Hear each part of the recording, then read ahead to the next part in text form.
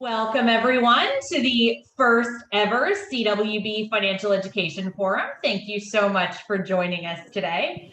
My name is Nicole Almond. I'm the president of Enactus Canada.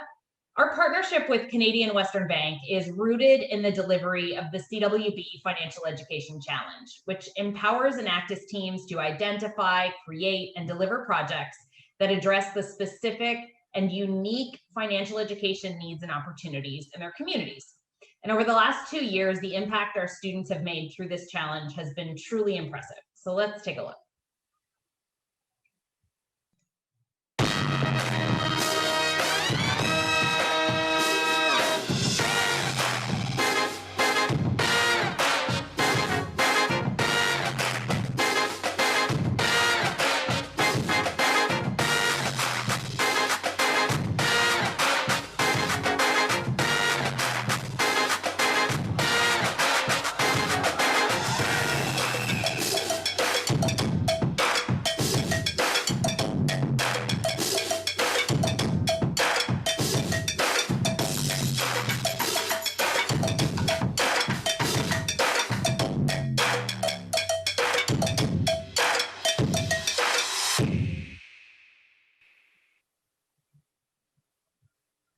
And if the numbers weren't exciting, that music definitely makes it feel exciting. But to drive project ideation for this challenge while inspiring teams across the country to create even more project focus on financial education, this year we launched something new, the CWB Financial Education Project Idea Pitch. Through this new platform, we've challenged you, students across the country, to develop an initiative that increases the financial education and inclusion of newcomers to Canada in their first 5 years in the country to help them fully engage with the economy. And to help you build those, we have pulled together some absolutely incredible panelists today to help answer your questions and inspire you as you build and refine your project ideas. We're going to start with a panel discussion and then a Q&A period, followed by potentially some smaller breakout rooms if time allows.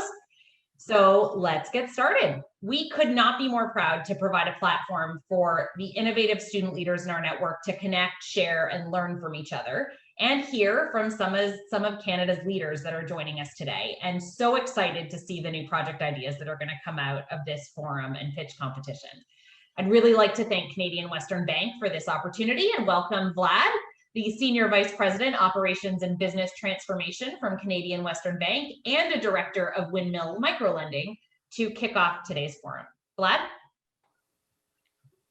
Good afternoon, everyone. So as mentioned, I'm Vlad Ahmed. I'm the Senior VP, Operations and Business Transformation for Canadian Western Bank. I'm also a new Canadian, so this is very, very personal for me.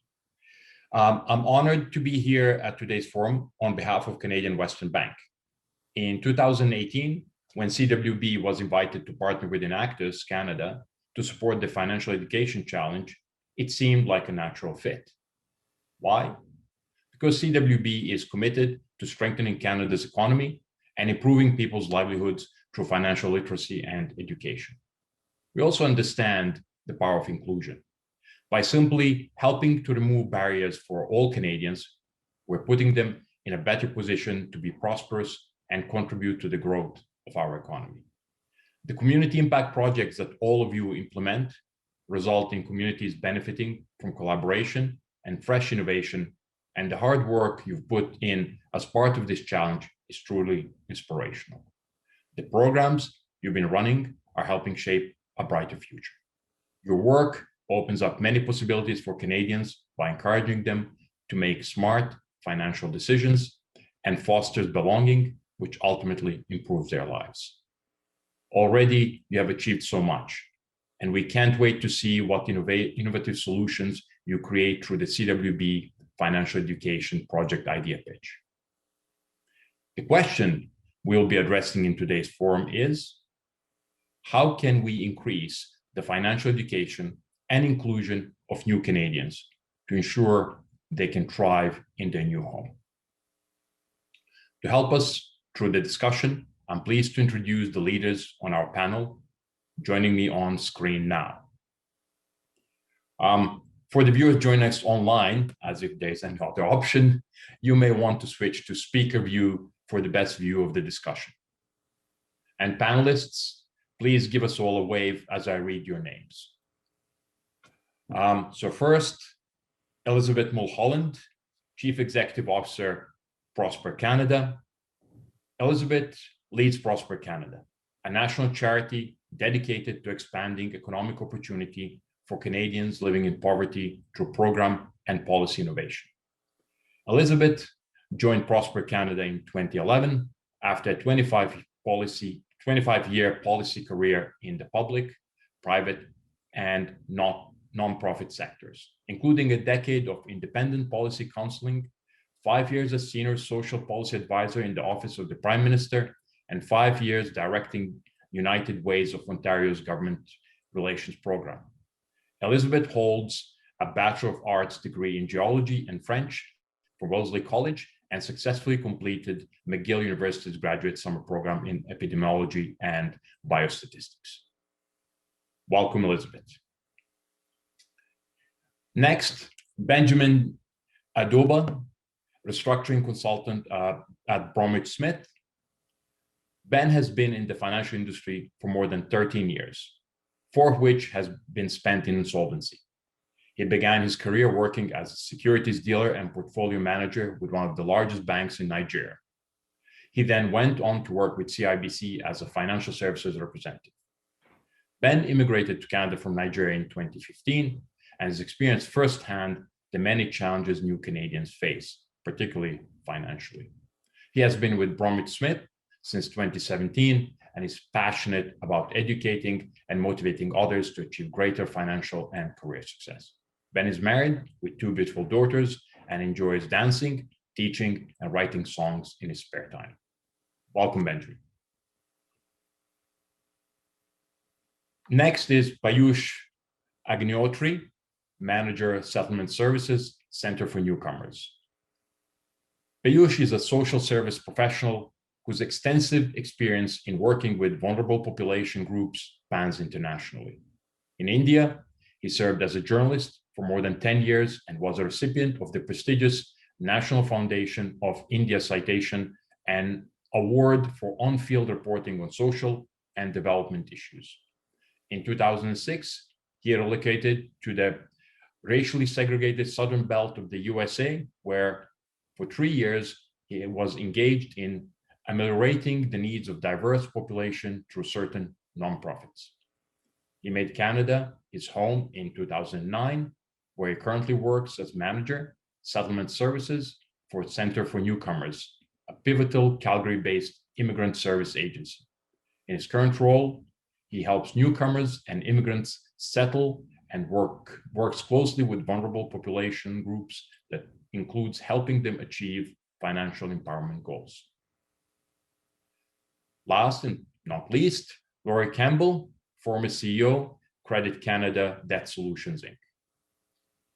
Laurie is a national spokesperson and expert on debt and credit issues.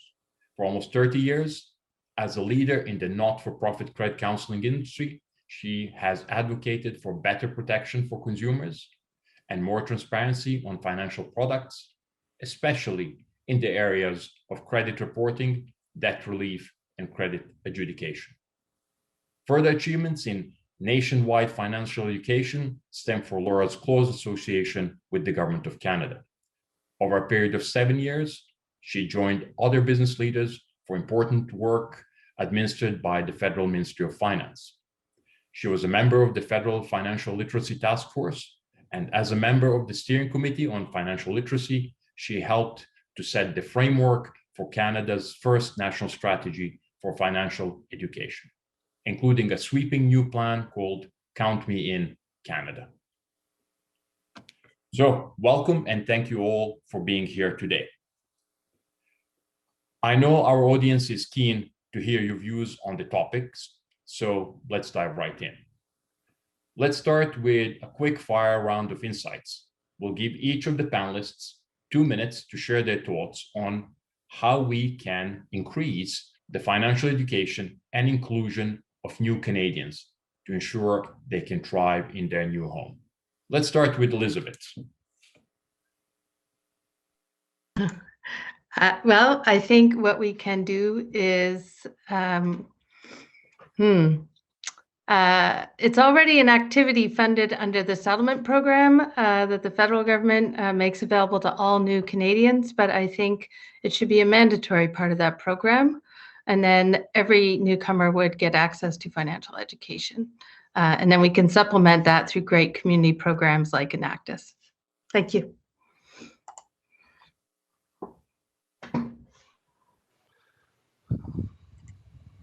Benjamin.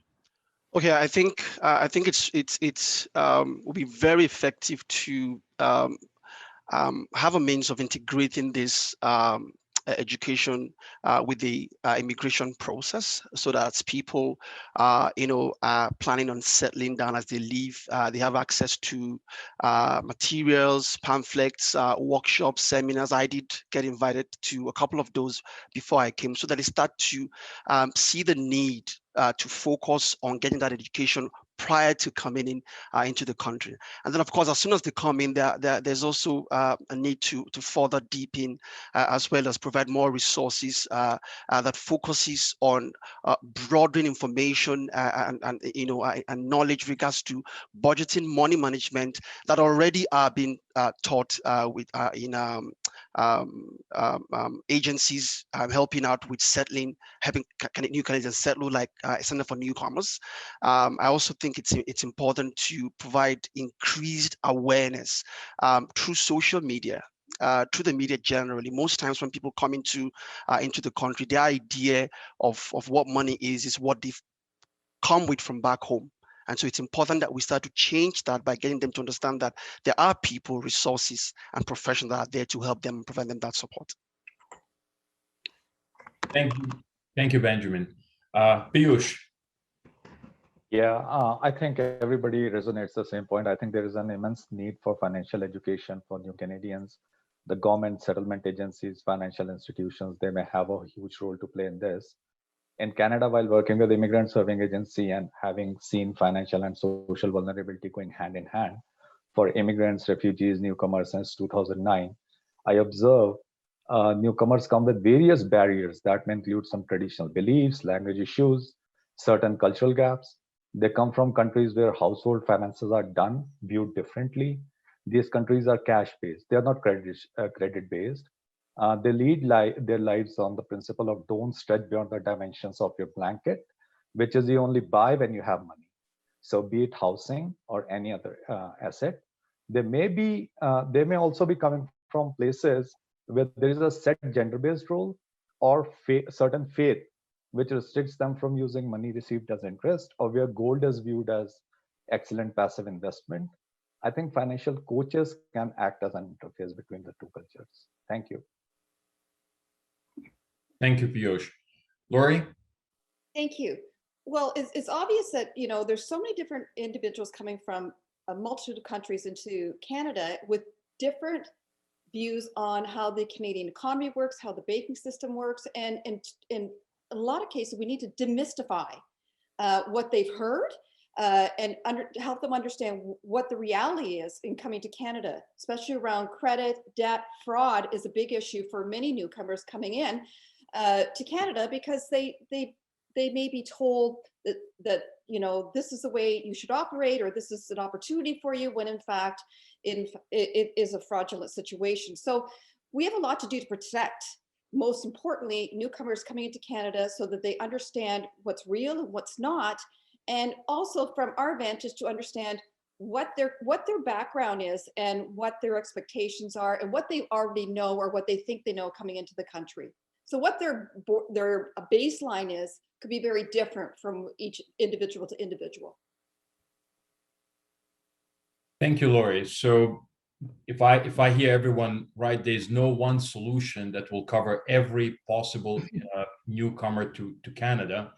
But I take from Benjamin that it's important to start that education early. Once somebody's in Canada, it almost feels a bit too late. And absolutely, the differences in cultural norms, in expectations are significant. Those are some excellent insights. So now let's move on to some more targeted questions to really help the students refine their project ideas. I'll start with Benjamin Piyush. So Benjamin and Piyush, you can join after Benjamin directly. What specific challenges do newcomers face as it relates to financial education in Canada?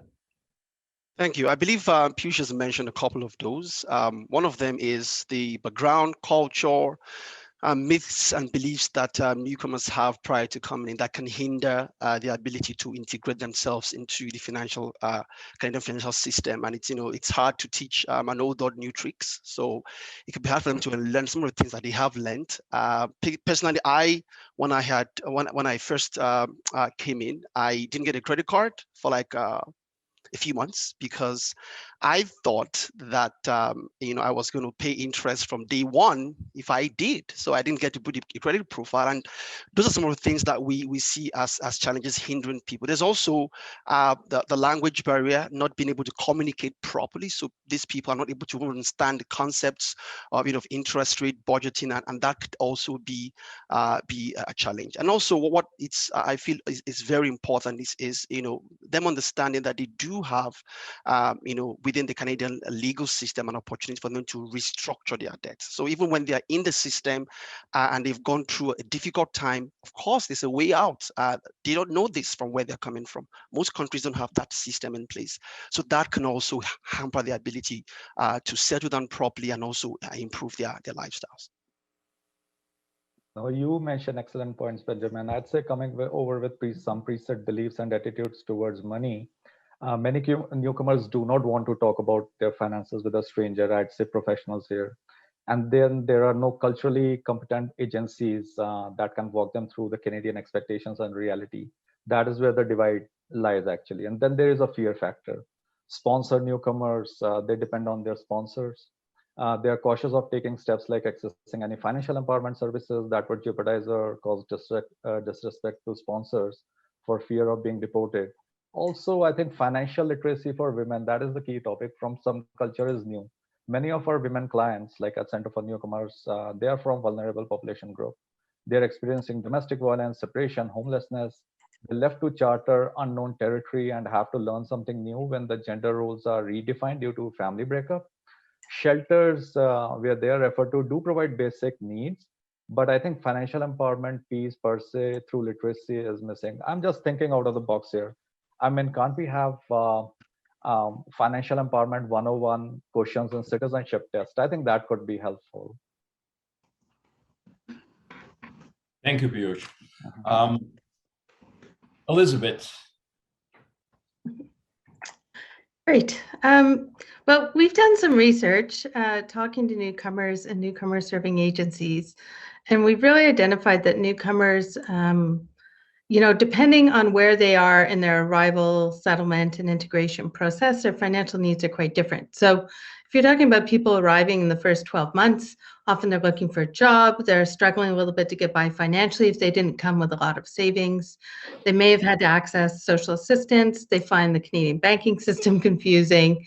They're trying to look for financial information, but they're not sure about what's a reliable source. Paying taxes might prove challenging.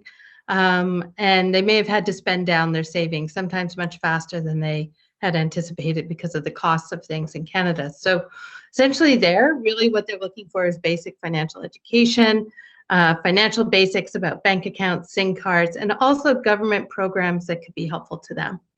By the time people are in the second or third year of settlement, their financial situation is getting better. Often they found a job, but it may be a low-end, lower-paying job, not the job they had hoped to find with the kind of skills and background they brought to Canada. They're learning how to manage their money in a Canadian context, and they're starting to set some financial goals. So they're starting to say, what's the next best thing that I can do for me and my family? So they typically want information on saving, how to build that credit history, again, more in depth on the financial system and products, and again, making sure that they're accessing government programs.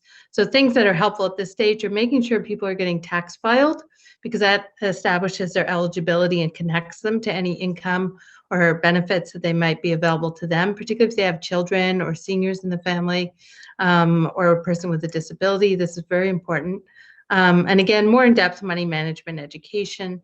And then finally, after they've been here longer than that, they're really starting to thrive in many cases. And they're starting to ask questions about, how can I invest for the future of my family? Even though I don't have a lot of money, I'm saving for a down payment on a home. I have some money saved. I want to start making investments, or maybe I want to take out a loan to start a business. So they really need more information on financial products and how to access the type of safe and affordable credit at the best that really suits their needs. So those are all kind of the kind of different stages. So it's really important to tailor the intervention to where people are at. But again, taking into account the barriers that my colleagues here on the panel have pointed out, which are important. Thank you. Thank you, Elizabeth. That was a lot of insight. I hope people are writing down that quickly. Lori. Well, I think Liz makes a very good comment about intervention, because sometimes it does take some intervention to make sure that people are on the right track. And one of the things that Piyush said that I think is very important is that we're looking at individuals coming with very different cultural backgrounds. So women, for example, may be in a situation where in their home country, they didn't really manage finances, or they didn't have a bank account, or they really didn't understand credit. And so what we find in Canada, what happens to individuals, this has been very broadly noted with the Canadian Centre for Women Empowerment, is that a lot of women are leaving the spousal situation and with their children, and they've never had a credit card. They've never had a bank account. They don't understand how the Canadian banking system works.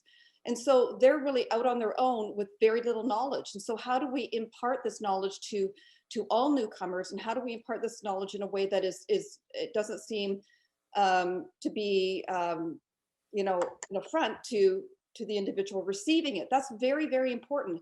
And so I think we need to recognize that a lot of people are coming to the country also with a fear of the banking system.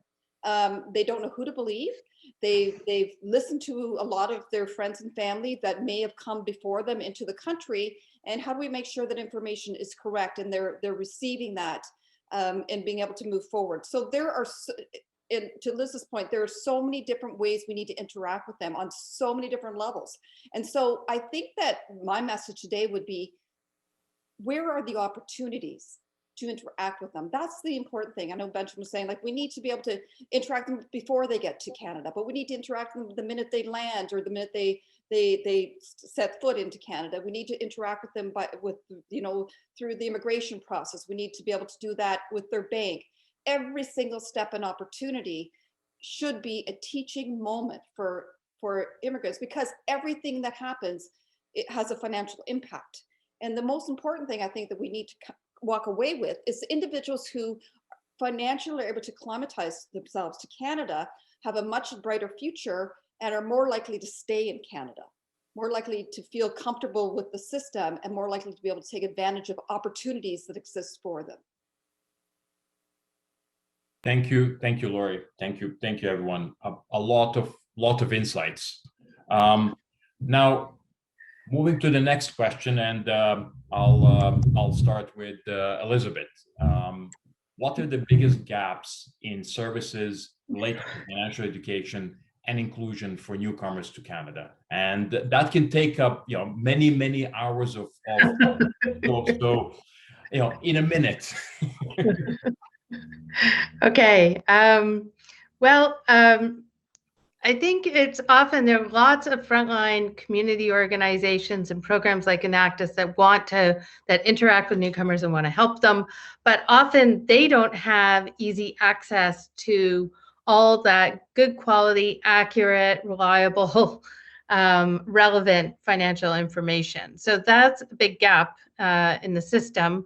That means that we're expecting everybody to go out and find all this stuff their own, and that is really inefficient. So the good news is that Prosper Canada has built with newcomers and with settlement service providers a one-stop shop for financial information for newcomers called My Money in Canada, where people can find accurate, plain language financial information on the topics that newcomers are frequently asking about and need to have, and organized in a very easy to use, easy to navigate manner.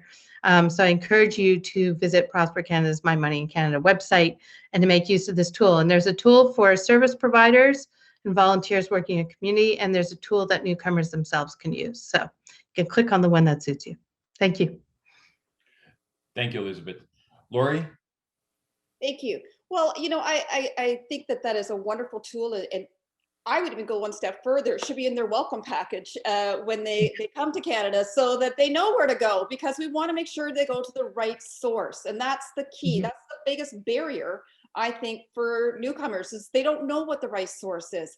And obviously we all know language is a huge barrier. So, the fact that these types of services are available is wonderful, but we need to be able to get that information to them early on.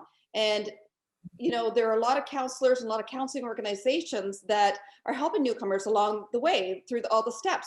They should be armed with this information. They should be armed with the tools that Prosper's offering or the FCA is offering, so that they have the right information. My biggest fear with newcomers, and I saw it over and over again in my previous job, was that they become such victims of fraud and victims of misinformation. So we need to be able to get a portal of information to them that is accurate and helpful, and it's going to help them move forward, and also shows them the risks out there that are evident to us as Canadians, but very, very innocuous to them just coming to the country. They're not sure who to believe, but if the government shows them information that is tried and true, I think that there'll be more opportunity for them to get the right advice. Thank you, Lori. Piyush, quickly, anything to add to what Liz and Lori have mentioned? Yeah, just wanted to add that settlement agencies and vulnerable population serving organizations should mandatorily weave that financial coaching piece into their settlement plan. And now this is what sets us at Center for Newcomers apart, and we have been providing this service. Again, what I find is that financial institutions, they are transactional. They are not transformational in nature. You go to the bank, they just palm up the products. They don't talk in depth about RESPs and other things. Financial literacy piece and client's native language, that is a key component that is missing. Most of it is in English. What about the literacy piece? I think that is where we can help out as settlement agencies. Then there is nothing for a newcomer who has no credit history. My friend Benjamin was talking about when he came to Canada. There is a level playing field is not being given. Economically sound, qualified immigrants, they can exchange licenses at registry. They can transfer funds in the banks, but not credit history. Why is that? So they are not, what I feel is they are not being treated equitably. When we say equally is not changing the goalpost, but when we say equitably, it is, don't change the goalpost, but at least give them a decent start line. And that is missing. And I sometimes wonder if we can have a tie-up between credit rating agencies globally, and why can't we treat newcomers more equitably? Thank you. Thank you, Piyush. Benjamin, anything to add? Yes, I'm just going to piggyback a bit on what Laurie said, which I think is very important. Also, what Liz regarding the tools that are available to settlers. As Laurie said, people are in different stages of their settlement program. So I think it's important that the tool is adaptive to where they are. Okay, so that people can express themselves to answer certain questions that help to formulate the sort of education they need at wherever they are. Like Laurie said, you want to meet them at where they are. So the people who have been here, say, less than 3 months, of course, they want to start with the basics, settling down, avoiding fraud, how to access credit. Some people have been here for 12 months, 1 or 2 years longer, and thinking about, okay, how do I save? How do I invest? All right, where do I go to if I am in need of financial help? I'm in financial distress. So it's important that that tool is adaptive and tailored to people's specific, unique situation, so that people are getting the kind of knowledge or information that they need for their circumstances. Thank you, Benjamin. Incredible insights. I picked up a lot of again, one size cannot fit all, but I pinned something, the right source. That was something that was mentioned, and I think just in the earlier discussion said, well, how do you get to that right source? So that there are challenges both on presenting the right source, but also guiding people to the right source. I'll say that not everybody trusts the government. So just saying, well, because the government says it's good, there might be different cultural backgrounds where people don't trust the government, and so on and so forth. So before we go to our audience, who are definitely eager to ask questions, one last question to the panel, and this is going to be whoever grabs the mic first kind of answer. So get ready. What do you think are the most important metrics to demonstrate impact in the area of financial education and inclusion? I think, okay. I think two things. One for me will be, I don't know if anyone is keeping that metric, is the level of insolvency filings. Come from where I am as a restructuring consultant. I noticed that one of the reasons or factors as to why people are in financial distress in Canada is because of all of the things that we've talked about here. All right, the gaps in the process, the knowledge, the myths and belief systems that they have, the language barriers, and a ton of other things that may have affected them. So, if we see a drop in insolvency filing from Canadians who have been here within 1 and 5 years, that for me will be very key. And another thing also will be really equality. Just speaking to what Puej said, is how equal are we getting in terms of how many people are getting the opportunities, the standard of living, the investments, the financial power that ordinary Canadians or Canadians who were born here have. So those are the things I feel are very important metrics in knowing how well financial literacy is being incorporated into the education that new settlers are getting. Elizabeth? Okay, I have 5. First of all, they have a bank account. Secondly, they have tax files each year, because without that, they're definitely not accessing income that's available to them. They are in the process of building or have built a credit history and have a credit score. They have emergency savings, and if they have children, young school-age children or preschool, those children are enrolled. They have RESPs, and their children are enrolled in the Canada Learning Bond and other children's benefits, so that they get the best possible start in life in Canada. I love the 5. Elizabeth, I'm a big fan of metrics that can be counted and can be measured. So that was awesome. Lori, can you top that? No, I can't. But yes, I think that Benjamin and Liz are like, let's add to it. And so we've got, insolvency issues. We know that that's a big factor. The 5 that Liz mentioned, let's top it off with, the engagement with registered retirement savings plans, the engagement with TFSAs, the understanding of when each of those is a benefit to them. So, because RSP is not always a benefit to them, depending upon their income level and that sort of thing. So, these are great benchmarks for the metrics that we are looking for. And I think they'd be great starters for the audience to try to see how those metrics that have been mentioned by Liz and myself can be achieved. Excellent. Piyush, couple of words before we move to the questions from the audience. Everything has been beautifully covered, but I think what we can also focus on is the qualitative aspects of psychographics.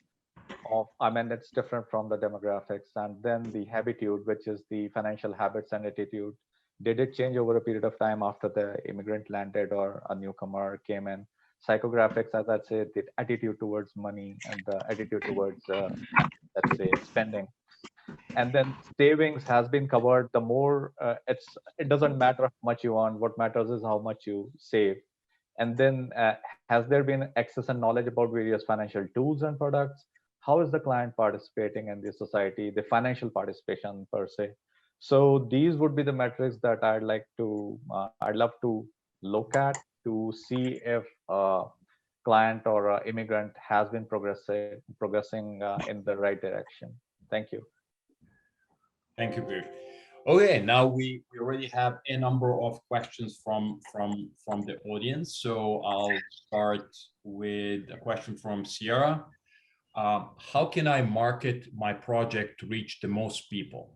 what are some of the best channels to use by new Canadian centers? So I'll randomly select Lori for that, and Lori, you can pass it on to somebody else if you think that they're better at it. Well, I know that others will have a lot to add on this, so I'll just say, from what I see, settlement services for sure are a great opportunity to meet and greet with newcomers.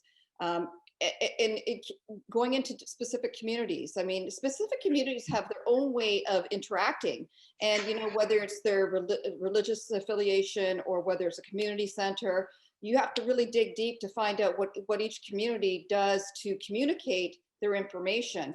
To rely solely on, as we talked about, the banks or a government may be a non-starter, simply because there's a lack of trust in some situations and there's a lack of cohesiveness. And that's one of the reasons I get back to this whole thing about the, in the newcomer package, there really should be relevant, important information regarding financial literacy that can be trusted and that has a good track record. Thank you. I'll turn it a bit more controversial. So I'm just looking, maybe Piyush, I'll push it a bit into controversy. Community, does it always help, or does it sometimes just hinder? Because a newcomer comes in, the community goes, says, no, you come to this person, they'll sort you out. Have you seen something like that, Piyush? Yeah, a lot. And thank you for putting me on the hot seat by giving me a controversial question. So we have seen it a lot. Actually, multi-level marketing, everybody is aware about it. And what happens with people who are from the community, they don't need to set up a booth to market their product, which is MLM, and which we want people not to fall trapped into. They are a part of the group. They actually move around. They kind of, during community events, during festivities, or during any gatherings, community gatherings, they just come together. They just win the trust. Now the client is happy, or a newcomer is happy, thinking maybe they have a face to talk to, number one. Number two, maybe they are from the same community. Maybe I can trust that person. So what we have seen is that most of the MLMs are depending a lot on community members to market their products. Now, this is something we have to actually be serious about and wean them away from it. The other is what we say is the community truth, which could be very different from the real truth. They come up, okay, go to that particular bank because this is what I got. They won't be talking about, they're missing on certain pieces where in a particular situation, they might have benefited. However, that might not be the right scenario for a newcomer who's seeking the advice. So we actually have seen this a lot, and that is why we always tell newcomers to come to the right source, to verify, to talk to the counselors, to talk to the coaches before they get into any kind of financial commitment, because signatures and initials, they do matter a lot in Canada. Maybe it might not be so in their home country, but yeah, over here, they actually matter. Thank you.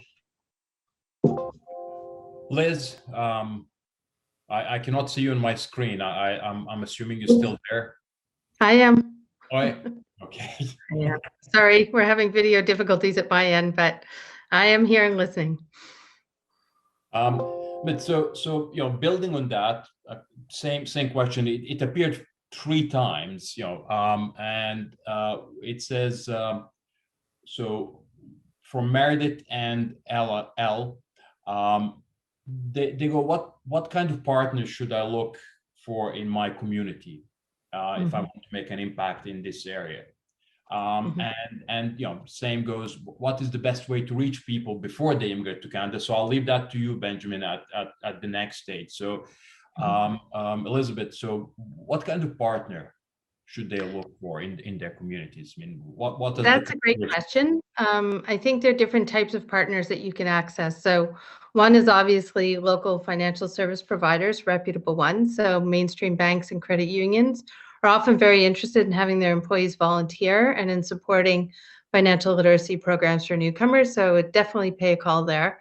The other one is reaching out to to community organizations that are specific to different ethnocultural communities in your broader community, including faith groups and churches, temples, synagogues, etc., where who are often providing assistance to newcomers and a lot of support, and would welcome being able to connect them into financial literacy supports, but are also great sources of people rely on those networks, their temple or their church, or their community organization for their specific ethnocultural community. That's where they get a lot of information. So as my fellow panelists have pointed out, so building relationships with those groups is really an important way to get information out, but also to recruit volunteers. And specifically, it can help you overcome that language barrier, which is a really big challenge, I think, a lot of the time. So having volunteers who can help translate and facilitate those conversations can be really helpful. So, and then obviously, as we've already said, the settlement service providers in your community are very important as well. So that's where I'd start. Thank you. So Elizabeth, I'll move to Benjamin. So that question plus, how do you get to people before they immigrate to Canada so that they land here with enough information and do the right choice from day one, not day 375? That's a very good question, Vlad. And I believe most of the people in the audience that we're talking to are young. I'm a millennial myself, and you cannot underestimate the power of online forums, groups, and platforms. Those are very key. Prior to coming into the country, I was a member of quite a couple of those where information on the immigration process and settle down and what groups and agencies that would be helpful to me in settling down were discussed. And sometimes we often got wrong information or misleading information. All right, so it would be a very powerful medium for getting to those groups and providing them an alternative. All right, so that they get the information from the right sources, and so that as soon as they come in here, they are able to expand what I call their trust circle. Because one of the things that Push mentioned is that when people come into the communities, the very people that they are comfortable talking about are people around their ethnic groups, their families, their churches, and sometimes they might not have all the information or all the right information. So it's key that you're able to break into those groups, all right, provide that information, provide that support. So as they come in, they've expanded their reach, they've expanded their circle of trust, and then they have those tools and as well as means as to how to navigate the Canadian financial system. Thank you. Now I want to tie this with a question from Mara, which are very interesting and I think speaks to the core issue that we're discussing. So is there any training or certificates you would recommend our project members receive to become more credible? And I think it speaks to that credibility. We spoke a lot about, well, we want people to get to the right source, but what is the right source and how do you find out about the right source? So is there something that I'll go with Liz again, training certificates, and please chime in, everyone. I think this is just some starting the ball with Liz, and please let jump in. Yeah.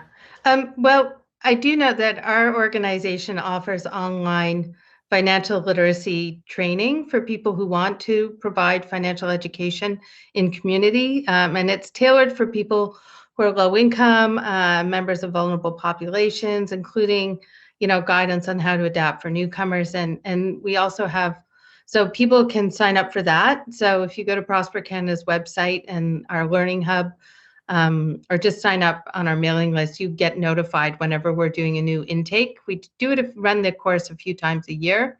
It's very inexpensive. Sometimes it's free if we can get a sponsor, but generally it's not very expensive at all. And the other thing is we also have a lot of just free resources on our Learning Hub, toolkits, activity sheets, worksheets, and a lot of financial education material available in a wide variety of languages for the newcomers. So, if people are looking for tools and resources in addition to training, then that's a good free source that you can access.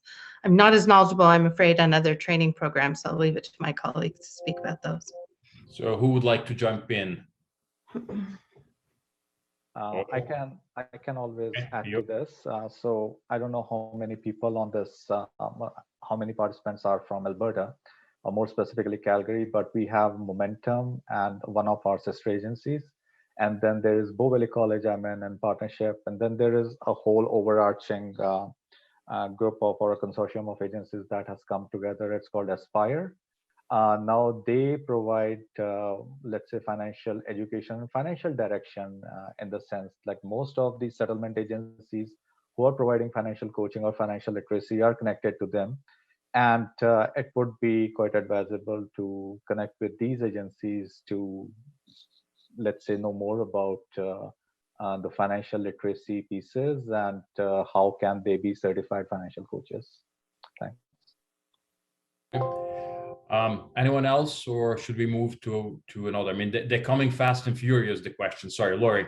I'll be really quick on this, but I think that, here's an opportunity for one of the groups out there to, sort of develop something. I mean, Liz has a fantastic program, and I know the settlement organizations have fantastic programs, but what about some kind of an overarching program, like some type of financial ambassador, some type of ambassadors that are seen as the, go-to for individuals that are new to the country, dependent upon language needs and I guess socioeconomic needs, depending upon where they're from.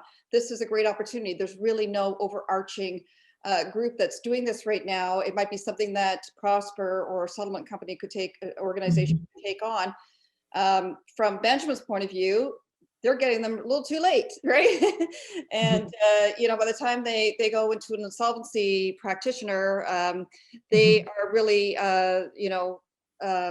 unfortunately not in position to take on these wonderful pieces of advice and knowledge that is necessary for them to be successful, except for maybe an opportunity through Benjamin's group and with Bromwich to start over, which is important as well. Maybe I could just build on Lori's point and say that's definitely an interesting approach, and we can definitely look into that. I think another way is we mentioned Momentum here, who's a great example of a community agency that's playing this role, providing financial education and coaching, but also building relationships with other nonprofits and places that people go for assistance in their community, and starting to set up relationships whereby people can quickly screen them to see if they need financial help and then refer them to Momentum or to its community partners who are delivering services. So I think in some ways what we have to try and think about is how do we work across communities and connect organizations and set up these kind of rapid screening and referral networks so that no matter what door a newcomer walks through, somebody will be checking with them to see if they filed their taxes that year and if they need any help, and to see if they're having any trouble making ends meet. And if they are, that they can quickly connect them into financial help in their community. And we're working with municipal governments now to build that kind of screening and referrals and support into citywide services in some cities like Edmonton and Toronto. But I think where we've also seen great success is community financial help organizations building those networks and webs so that no matter what door a person goes through, they will get caught if they need financial help and somebody in a nice way, and then assisted to connect with the services that they need, whether it's just financial education or if it's more intensive financial counseling or tax filing and benefit help. Okay, so I'll move to Benjamin. This is a bit of a philosophical question, also very important. I'm paraphrasing a bit. So Aman has asked, how can we make the concept of financial literacy short program to make it available or to get students to do it when they arrive to study? And I just want to push it a bit further, Benjamin. As a new Canadian, I had to learn about Canadian culture, and I had to effectively sit a test. What do you think? Should that be part of newcomers to Canada, also to have to sit, for lack of a better word, and financial literacy test? Well, currently, there's actually a test. I don't know if you're aware, language proficiency test that most immigrants to the Federal Skills Service program and a few other ways of coming to the country have to take and pass prior to coming in, and also have to also pass within Canada to access certain opportunities. So requiring an additional test for financial literacy, I think, in my opinion, I think would be a great idea, in my opinion. But I guess before you get to a point where you're making it part of the immigration process or the settlement process, there needs to be an understanding of its value. A few things have to have happened prior to doing something like that. When people come in, their priorities are a bit different. Like one of the panelists has mentioned, is settling down, finding a job, getting schools for their kids and things like that. And they need to understand where this falls in regards to how critical it is to their success as new immigrants. Okay, so that if they are taking the test, they know it is something that is long-term beneficial for them as people and as part of the Canadian economy. So yes, I think it's a great idea. I just think that a few things need to have been put in place structurally, all right, before we can progress to a point where we say, hey, you need to have this as part of as a requirement to settling down in Canada. That's my 2 cents about this. Yeah. Anyone adding, subtracting to it? Yeah, I'd like to comment on that one. I actually think that newcomers are not the only students who need basic financial literacy. And I think all students would benefit, and it should be something that universities and colleges provide as part of the initial orientation to their students, is at the very least an online course, a basic money management course with links to additional resources so that folks can find more information they wanted on topics that are particularly important or useful to them, but and they know where to go if they need help. Too often we see in our work people who've taken out student loans to go to school or paid a lot of money and then not completed their education because they ran out of money partway through the year and then had to drop out. That's the worst possible outcome for the student, their family, for society. And it doesn't look good on the college or university either. So I think there would be a lot of merit in making sure that these resources were available to all students, but that is part of any international student, that particular attention student program at any higher education body, that they would include this as part of the orientation package for new students. I agree. Yeah. Am I on mute? No.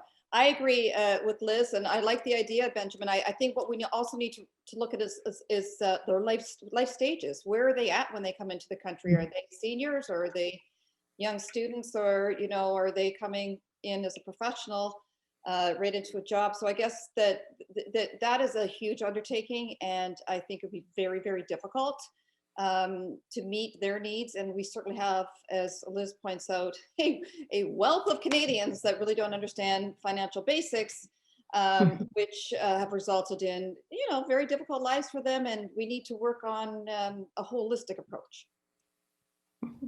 Piyush? No, everything has been covered so beautifully. I have nothing more to add, but yeah, I like the point that it's not just newcomers, it is people who are living here in Canada and have led their lives here. Sometimes they fall into debt traps and they move towards insolvency and everything. So financial education should be for all. Yes, more so because so that there is no culture shock. For newcomers, definitely in the countries where they're coming from, they need to be taught about money management right from school. I think this is something we do talk about English, mathematics, language, every subject in school, but no money management. I mean, this should be a part of practical learning and life skills. Thank you. Yeah. Now there are a couple of questions still left, and I think some more are coming in, but I'm going to try to combine two in our final question. So in addition to the language barrier, so taking into account the language barrier, what other challenges or issues would prevent or what are other obstacles that new Canadians can encounter? But I want to wrap it into, and what's the best way to educate people? And there are a couple of examples. Is it lecturing? That often rarely works anywhere, but hands-on learning, real-world simulation, testing, and so on. So Piyush, let's start with you. I mean, in addition to language, what would be, and I love numbers, what are the top three barriers and obstacles to new Canadians in terms of financial literacy? So first and foremost, I'd say, yeah, language is number one. The other is cultures, as I pointed out when we were starting the talk. I mean, coming from cash-based cultures, they might not be having a fair insight into how credit works. For some people, I mean, the terminology, when say there is a minimum payment on the credit card that says pay $10 and you are off with they kind of get confused. Maybe if I pay $10, maybe I'm done with the whole, let's say, 1,000 or 1,100 I have on my credit card, right? So those terminologies, that piece is missing. The other is faith piece. I mean, faith-based. Now, as pointed out, people are coming from certain faith where taking money on interest or giving out money on interest is not considered something that syncs very well with their faith. So I think that also needs to change. And that is why I said it's not just the attitude, it's the habits based on attitude, which is the habitude, and then the psychographics, which is not just the demographics. I mean, how the psychology has changed, because the underlying floor or the underlying foundation is the culture that is missing. So besides language, I think culture also plays a huge and a very important part in this. Thank you. So Laurie, quickly, what works best? Lecturing, hands-on, what would you say, and works best? I'm going to put you on the spot there.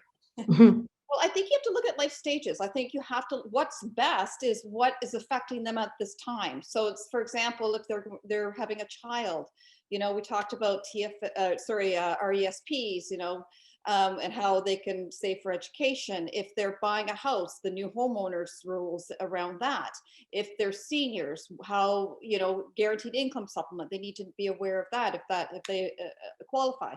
So for me, number one, and this is where you really get their attention too. You can't really, it's very hard to teach a 14-year-old about rules around mortgages and buying a house, because it's just not relevant to them. So I think that if we're going to be successful, and whoever is providing this education, it has to be, their life stage. But no, not lecturing. I think it has to be something that is very hands-on, very applicable, and something that they can actually walk away with and apply immediately. Benjamin, in 30 seconds or less, any other additions? Well, I'm going to speak to the mode or the medium of having giving them that information. I think it depends on what Laurie says, where they are, and also what they are comfortable with.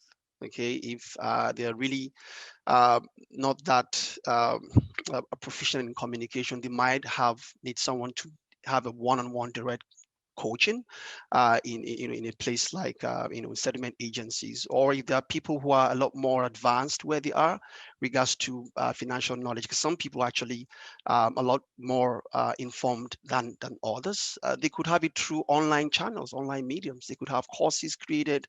They could have materials they can read, packages and pamphlets that they can go through. But I guess the key thing is making sure that it is something that addresses their need as people.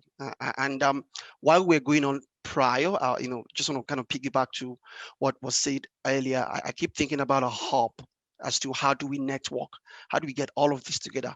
Can we have like an online platform that really addresses all of this, where everyone can go plug in to get the tools and the resources and get the right information. So that will allow people all across the world, wherever they are, and including within Canada, to access that information that we find is very critical to helping them settle down. Liz? Just on that one, we've got a proposal into the federal government to create that hub. So if you want it, call up Minister Freeland's office and tell her to invest in it. You've got 1 or 2 weeks to get that over the finish line. And Liz is going to flash the number, the direct number to Freeland now. Okay, I think we're at time. So that was, I hope that the students have found this useful. I definitely did, guys. That was awesome. So financial literacy, very, very important.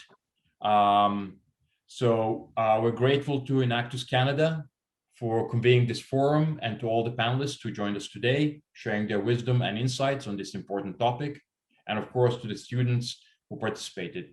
Thank you for your great questions and for the work that you do in your communities to improve livelihoods through financial education. Good luck with your project pitches, and have a wonderful afternoon. Thank you. Thank you. Thank you. Thank you. Bye. Thank you. Thanks. Bye, everybody. Bye. Bye.